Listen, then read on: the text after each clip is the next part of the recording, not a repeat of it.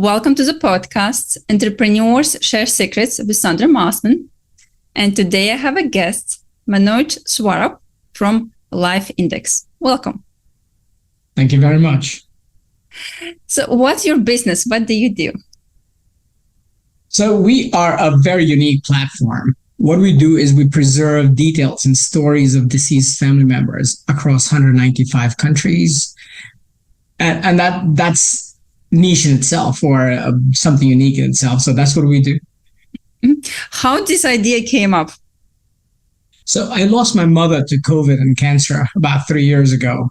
And that's where I started pondering upon that I want to not let my mom's details vanish from this earth, because I want my next generations to know of her. Now, every time, every family that you speak to, everybody has a picture, or everybody thinks that we'll leave an album behind. But that album and that picture does not tell you enough stories. So I started pondering, I started thinking, what do I do? I came up with this idea, let's put a statue somewhere where she was born and raised. And then the idea kicked me back into, and I started thinking, even if I do get one of those done, how long will it last? And will people be able to tell the story, or will that story move on? It's just a statue out there. How many statues do we look out there across every country? And how many times do we really say, oh, I want to know this person's story, or whatever is written underneath it? Do we really read it?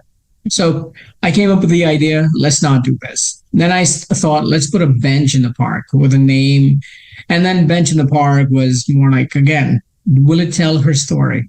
Will it tell the story to my next generations? Maybe my next generations might not even go to that part of the world. So I said, no, let's not do that.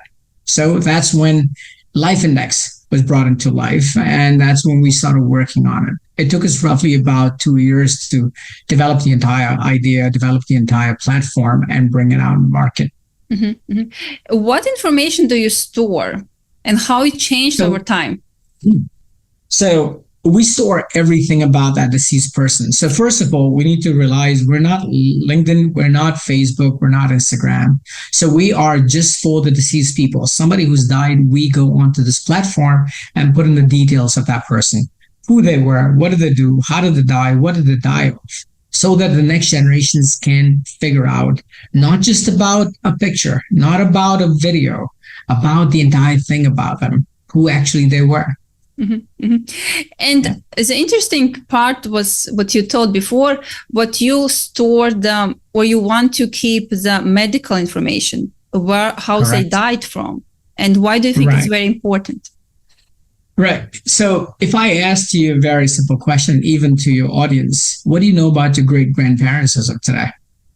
And the answer comes back most of the times is nothing or very minimal. In both those cases, that information is never transferred to next generations. It's just not about who they were, what did they do. It's also about a lot of medical information. Now, let's say if there's something running in your family and it skips a generation, and when you go to a doctor to get yourself checked, because your parents do not have that DNA, it will not come into your DNA, which chances are it will not reflect. And when it does not reflect, the chances of you getting it are high because it was there in your family, but not being able to find out are very high again. And survival to that, and if you look at most of the newspapers today, you pick up newspapers, you find out people are getting diagnosed at stage 4 of most of the things. And when you get diagnosed at stage 4, what are your chances of survival? 10%? What are your chances of dying? 90%. But we want to go back and say, your information is available to you for all those generations. Start getting yourself checked. And if something's not showing up, which means our AI in the back end will be able to tell you, it skipped so many generations. Now your next generation will come back and it'll happen to you, because we will be able to look at the pattern. We'll be able to tell you all that information collected from that data. Mm-hmm. So how this idea of adding this medical history came, and why you decided to add it? So, my mom was discovered stage 4 in cancer, and that was a very rare cancer. If we had known of it, we might have gone to a doctor to get it diagnosed. And if it wasn't diagnosed, we could have still taken remedies to try to figure out that, if we've got one opinion, let's take a second, take a third, because what are the chances? then we would have done everything possible, and we would not have to let a mom go at such early stages of life. We could have done a lot of other things for it. And that's where I want to go back. And I have a daughter, a 12-year-old. I want to make sure that she's safe, her next generations are safe with this information provided to her. Now, this is just my mom's information because my mom's no more. But there's a lot more. Maybe on my dad's side. My dad's still alive, so I've got nothing. But I've saved a lot of information about my grandmother. Mm-hmm. Now, when I started discovering my mom's side, my mom's mother, she had cancer. And just imagine if I would have known this, I would have been able to save her life. I'd not have to let her suffer. You know, the worst part of any medical is we all have to go. We'll all get discovered. But at the end of the day, suffering is the most important thing. Mm-hmm, mm-hmm. I also liked in your service what people who knew this person, they could come to the platform and write the nice words about this person too. It's a very interesting idea too. Right. So that's another feature that we wanted to add. You know, when you go to a funeral, you go to any time, any of those places, you'll find out that people come to the funeral and they talk a lot of good things. They don't get documented. And when they don't get documented, they don't get passed on to the next generations to tell the next generations, this is how this person was appreciated by loads of people out there. And when you don't have that, which means you start losing out on the roots as well. So another thing that came to us about a few days ago when we were talking to loads of other people, somebody said, you know, this will build a root system. Because if you look at most of us, why are we running towards, killing each other and all those things? When you are not defined, you don't have your roots, you're not stable. And you're looking for somebody who you are not. But when you are aware of the achievements, and those achievements will bring you a lot of applause, those achievements will bring you a lot of satisfaction. Now, if somebody's done so much in my family, do I really want to change the pattern and become somebody who was never accepted in their household? But I want to do something better than what last generations have done. Mm-hmm. Do you think that your nation, where you're coming from, it's influenced you? Because I think so many, for example, American people, they're just, I don't care about my mom or grandma, I just want to live free and I don't care about my ancestors. And you're coming from where maybe you have a very strong family connection and you understand the value of it, of how important it is to know your family. Sure. So if you remember 9/11, the day 9/11 happened, every Thanksgiving became better after that. Why? Because we started realizing that life, it's a moment and it can be taken out of you anytime. And then once it's gone, it will never come back. So cherish those moments. That's the same thing. And if you look at all the Americans based in America, nobody is an actual American. Actual Americans are the Americans who are not even there right now in the picture. Mm-hmm. We're all people who've come from other countries and our forefathers came in and then that's how it started happening, which means our roots are missing.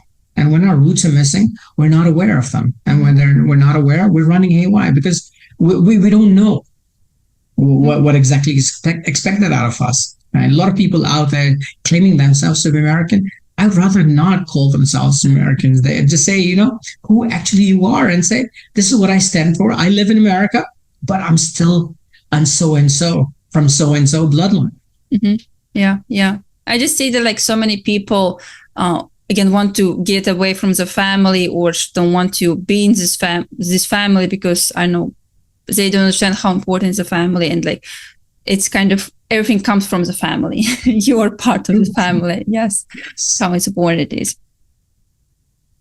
So this is a very new idea. Yes. And is it difficult to bring to other people and sell this idea? That you should use our service? So what's happened in the past 7 months since we've been around, and I started talking to friends and our friends and family members. And the minute it went out, a lot of people loved the idea. I would say 99% of the people loved the idea. 1% would come back. It's not necessary. So the lady who's funded us at this time, she's a cancer patient. And, we started meeting on LinkedIn and we must have had a few meetings. And then I told her, maybe it's not important for you today, right? Maybe it's not important for your kids tomorrow, but what about the next generations? It's going to be important to them. As they say, one man's trash is another man's gold. And that's what it is. If you don't have that information, your next generations will keep suffering. Maybe your daughters today or your kids today know of it. But what about the next generations? Will they know of it? By the time your kids grow up, you don't know what happens to them. And if they lose all that information, will they be able to pass on? What's your background? Like what's your background? Are you in IT? Have you been in IT? And who helped you to develop this system? Right. I'm an IT guy, right from college days. I built my first software at the age of 18, sold it for $75,000 in the US, and then moved on to different sectors, different things. I've been to sales, I've been to HR, I've been to training. I've been working with border forces in the UK and so on and so on. But then IT being a part of me, I have developed a lot of other things. I developed a dating app a long time ago, which I thought needed a lot of money. So I gave up on it, and it wasn't new. It was something which is already in the market. I said, okay, not for me. I built something else, which is around the food sector. It was unique, but again, you need a lot of money. A lot of people were not willing to. But this idea came to me, and I said, you know what? Because this is very unique. On top of that, if you look at the number of people that die every year, is a very huge number. Maybe a lot of people cannot go to a restaurant or do not want to go to restaurants. But this idea is required by everybody because we all are dying at a very faster rate. This could be, do you have a pattern for it? Or is there some kind of protect your idea? Right. So it's a service. And so it's a service. Services cannot be patented, but our AI is patented because our AI gives you all that search and it gives you all that important trying to figure out where is your next disease or any syndrome that's coming in and how bad will it be. That is patented. Does people get notification from the service? Right. So the choice is yours. A lot of times people don't want those notifications, but once you fill the form and you have saved it, or you've put that on the platform, you get an option. Do you want to be reminded on a birthday or a death anniversary day? You can do both, or you can do one or the other. The choice is yours. So do you develop this website or like this software, or yes, how many people I developed it. Sure. I developed it. When I started off, I developed everything right from scratch. And then once it was developed, that's when I saw that, we need more support. I need more support. I need more hands-on. That's when I started hiring people.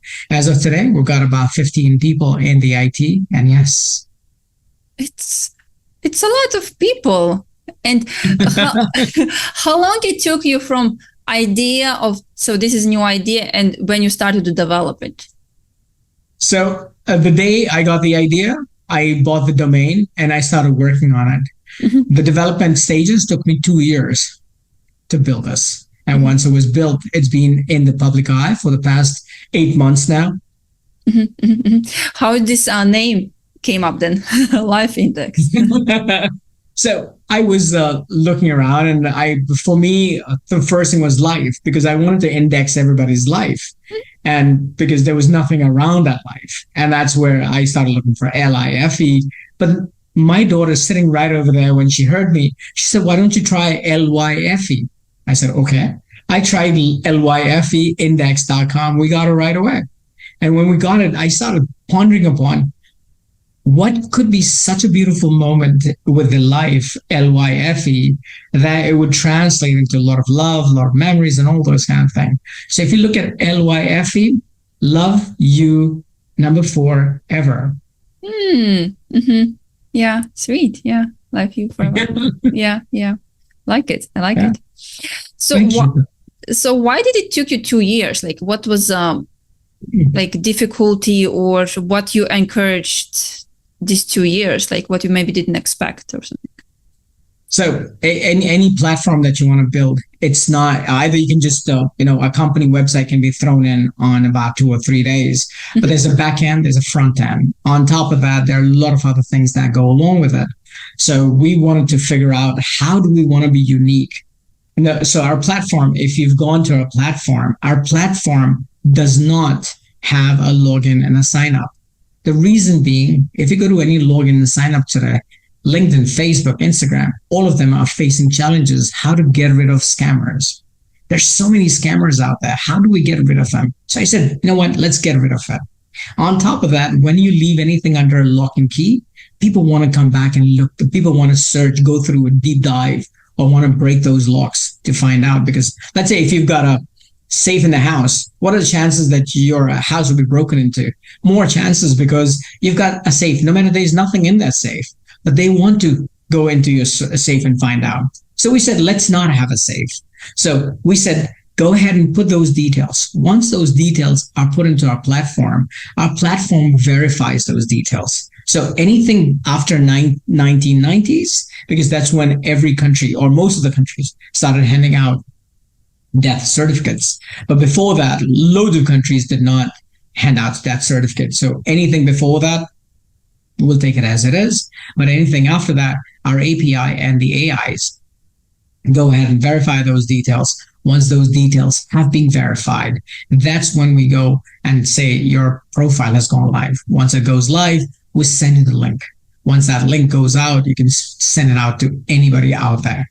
Mm-hmm. Now, a lot of people come back to us and say, data security. We are a company based in the UK, and we deal with GDPR, global data regulation, protection regulation. And that is one of the strongest ones across the world. We want to make sure everybody's safe. So we wanted to also make sure that how are we unique about it? So we went ahead and said, let's not put in information of anybody who's alive. Let's say I want to put in details of my deceased mother. I put details about my mother. I don't put anything about myself, who I am, what do I do, where am I from, nothing of that sort. It's just all about my mother. And on top of that, I can put in my name because I'm her son. And anybody else who's related to her, I can put their names. Mm-hmm. And where's your data centers? So we've got data centers as of today. We've got one in the UK or in the Europe and the other one in the US. So we will be putting out another one, which will be out of Asia because Asia is a big market. We'll need another data center, and that'll be based out of India, and China is another place altogether. So we'll look at Singapore as well. Mm-hmm. And this is service what should be like for 1,000 years, like for forever. How it's like, is there something what you need to think extra because it's for long term and you always should, yes, what kind of extra careful instructions or like something need to be, you thought about that this service will be for forever? So the service will be forever. Look at Facebook, for that matter, any social media, which has been there.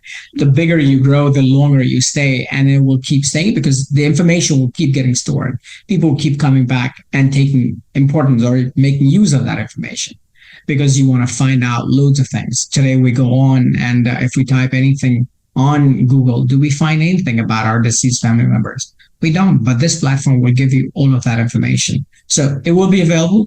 I look at Rich and Famous. They're available all the time. Not because they've done something for us or for the country, they've done something for themselves, and we chase them around. And that's what we wanted to make it unique, and we wanted to make sure that it lasts forever, so that generations and generations, people on people. Let's ask you a very simple question. Do you know how many people die every year across the world? You told me. I forgot. So. Actually, about 66.7 million people die across the world every year. Mm-hmm. And that's an average. It could be a little lower, it could go higher, but that's an average as of today. Mm-hmm. And that's the number that we're dealing with. Mm-hmm. Yeah. And again, you told what you have, how many in the team? We have 15. We have 15 in the IT, plus we've got 4 partners across the world. So we've got a partner based out of India. We've got a partner based out of America. We've got a partner based out of Guyana and Suriname. And I am based in the UK. Mm-hmm. And what does these partners do?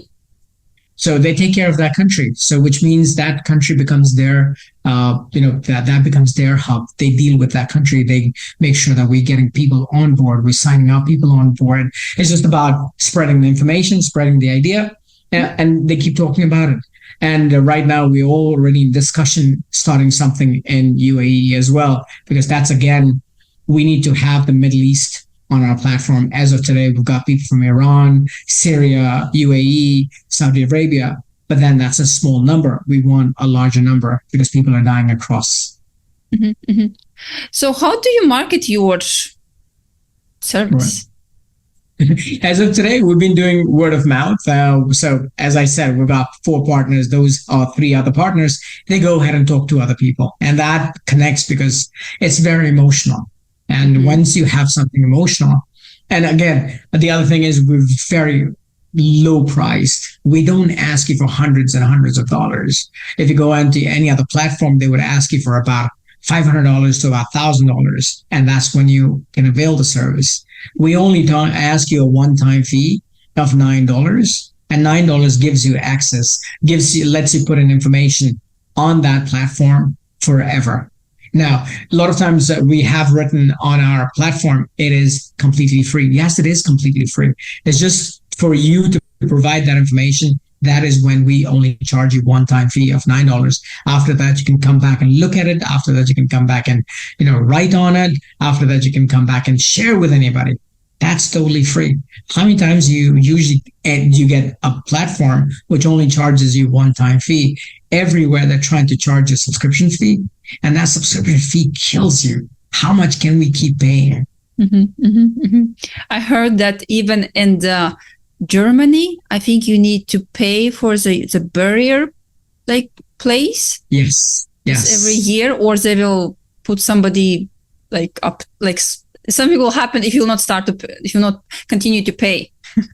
That's terrible. That is so terrible.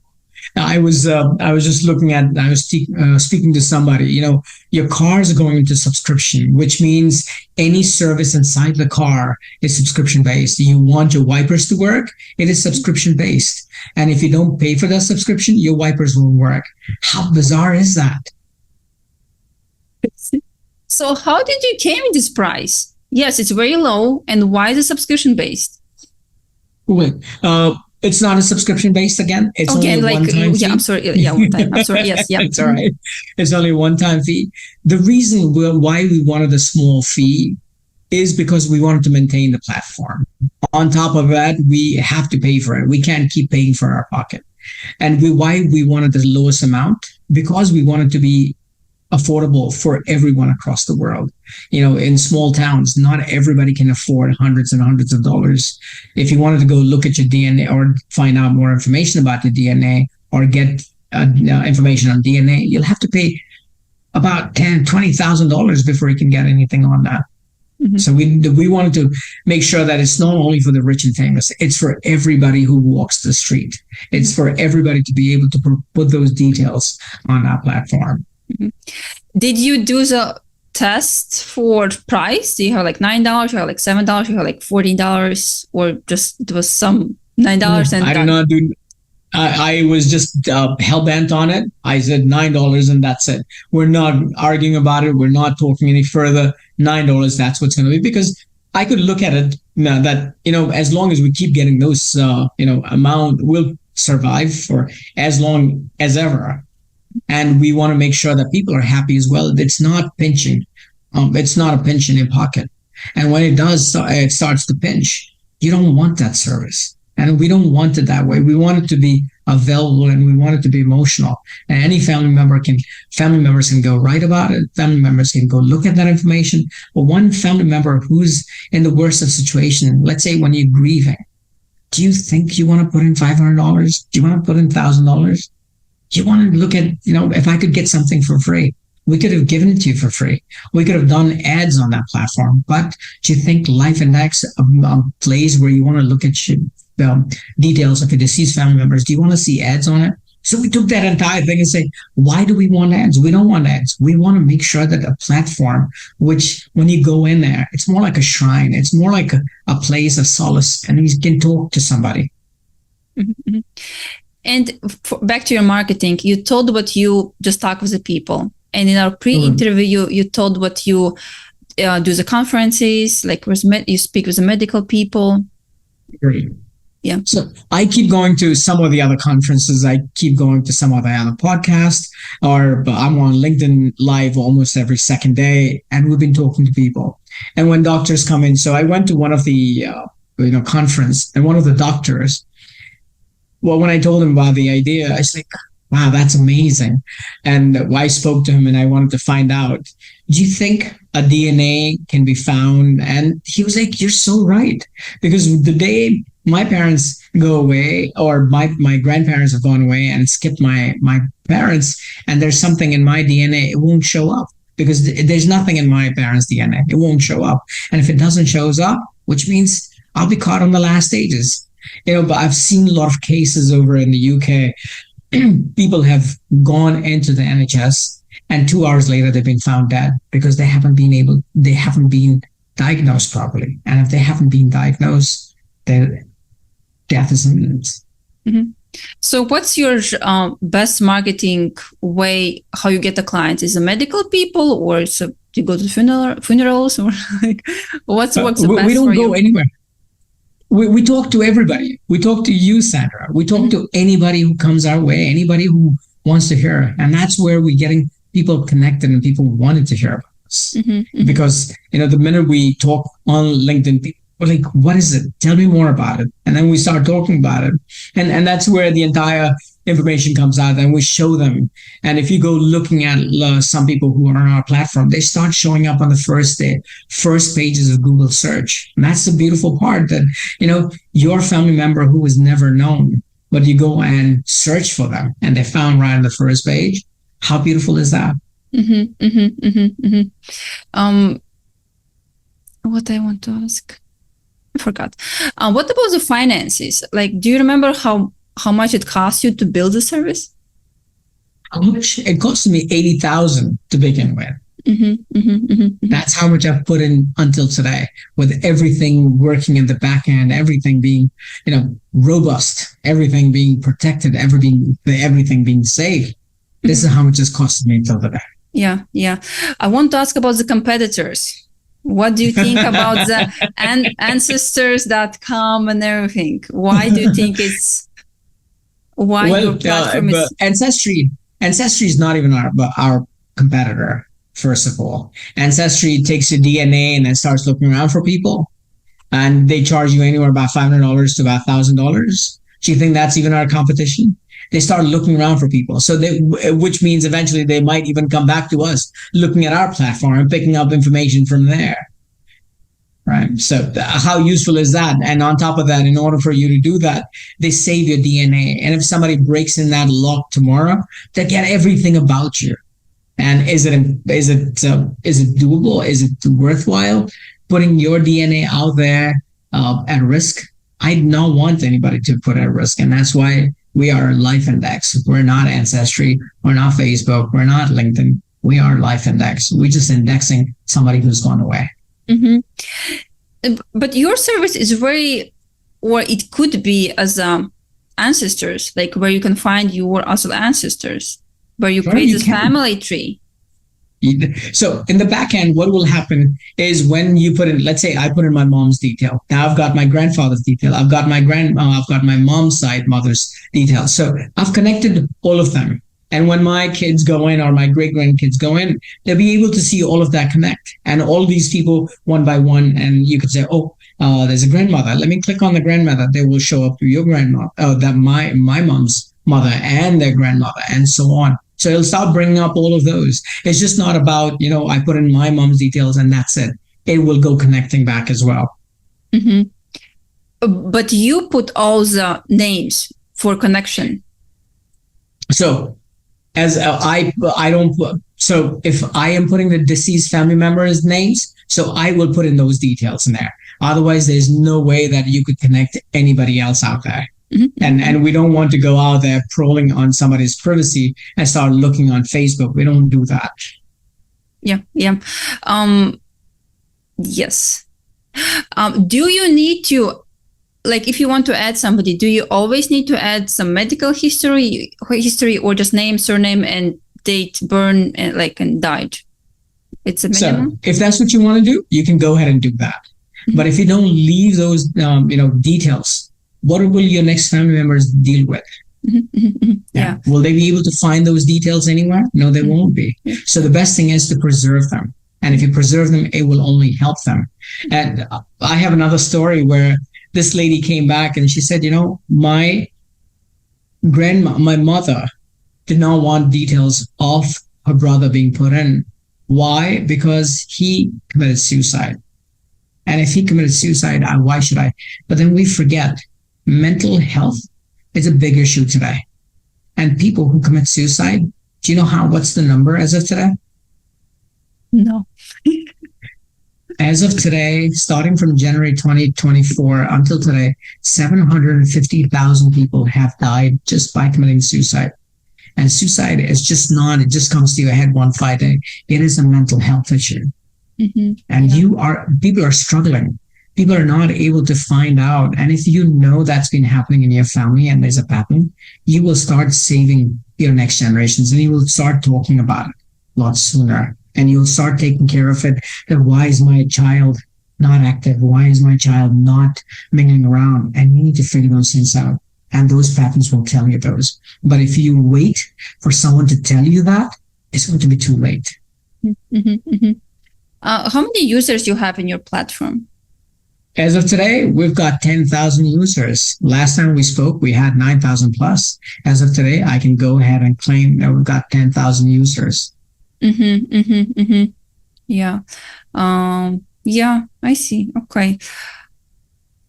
It's team, sales, marketing. What else I wondered? Maybe some mistakes what you did along the way, like how you created and just as an entrepreneur. Some mistakes. I think the mistakes were when people used to come back to me, I used to get very rigid. And a lot of times people come back to me even till today and they tell me that why don't you have a profile showing up on your, on your platform for people to know what actually it will look like. But then if we start showing you examples, what's the use of you doing anything? Look at any other platform. When you get into Facebook, does it show you an example before you get into Facebook? When right at the first stages, when it was new, even then it did not tell you. LinkedIn did not tell you either. But then it's just about you getting onto a platform. This is a platform for you to go experience. If you've got a family member, do you think he or she is there? Look for the name. That's the best thing. And then figure out how it happens. If not, then you've already got a support system. So we've got a WhatsApp.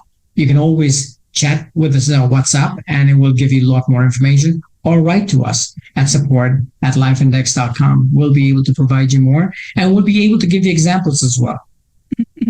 Can the user edit the information after he So the user can definitely edit, but they will have to write back to support. Once support gets that information, they'll be able to make those changes. Now, if we have to let every user do that, it goes back to usernames and passwords. Now, usernames and passwords, another thing with usernames and passwords is in order for me to be a user or to be able to see that information, I need to be a user again. So which means I need to have information. I need to go back, create an account and all those kind of things. We do not want that.